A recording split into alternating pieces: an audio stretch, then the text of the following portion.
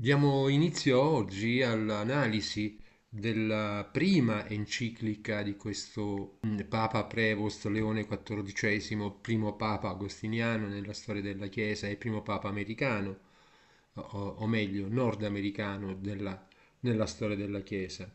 L'enciclica è importantissima perché stabilisce una serie di criteri importanti su come leggere la civiltà contemporanea, la società contemporanea, anche alla luce dei recenti progressi tecnologici. Insomma, è una enciclica complessa e tuttavia rappresenta la grande sfida della Chiesa Cattolica universale alla contemporaneità. Dico subito che Papa Leone XIV, non certo per caso, dà inizio alla sua prima enciclica, Magnifica una Humanitas, con due racconti biblici, l'edificazione della Torre di Babele e l'edificazione delle mura di Gerusalemme. La prima, cioè Babele, viene considerata negativamente, la seconda, cioè la costruzione delle mura di Gerusalemme, è invece assunta positivamente come modello di riferimento soprattutto per l'umanità del XXI secolo. Se l'attuale modernità assume la Torre di Babele, il rischio è quello di costruire un mondo più disumano e ingiusto.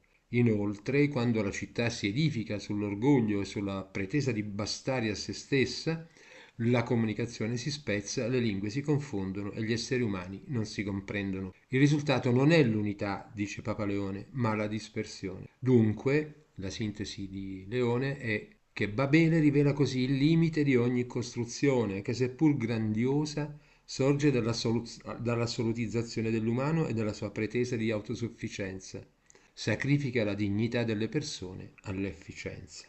Al contrario, l'edificazione delle mura di Gerusalemme, così come raccontata nella Bibbia, nel libro di Nehemia, non nasce in virtù dell'iniziativa di una singola persona, ma attraverso la responsabilità condivisa di tutto il popolo. Ecco perché Papa Leone, quando parla di tecnologia, si riferisca in modo preciso al rischio della sindrome di Babele. In astratto, la tecnologia non è di per sé una soluzione ai problemi dell'umanità, come non è di per sé un male, ma concretamente questa tecnologia non è neutrale, perché assume il volto di chi la pensa, la finanzia, la regola, la usa. Per questo la prima scelta non è tra un sì o un no alla tecnologia, ma se con questa tecnologia, dice ancora Leone, vogliamo edificare Babele o ricostruire le mura di Gerusalemme, ovvero tra un potere che pretende di dominare il cielo e un popolo come, trasformando la diversità in una risorsa e facendo dell'ascolto e del dialogo il terreno comune su cui far crescere giustizia e fraternità, si mette a lavorare unito questo popolo per rialzare le mura della convivenza fraterna. Infine, sostiene ancora Papa Leone, edificare nel bene significa accettare il limite e la fragilità dell'umanità, senza considerarli un errore da correggere. Oggi il desiderio di pienezza dell'essere umano rischia di essere deviato verso mete ingannevoli. L'illusione di una tecnica che promette di liberarci da ogni fragilità o modelli di benessere che lasciano indietro interi popoli.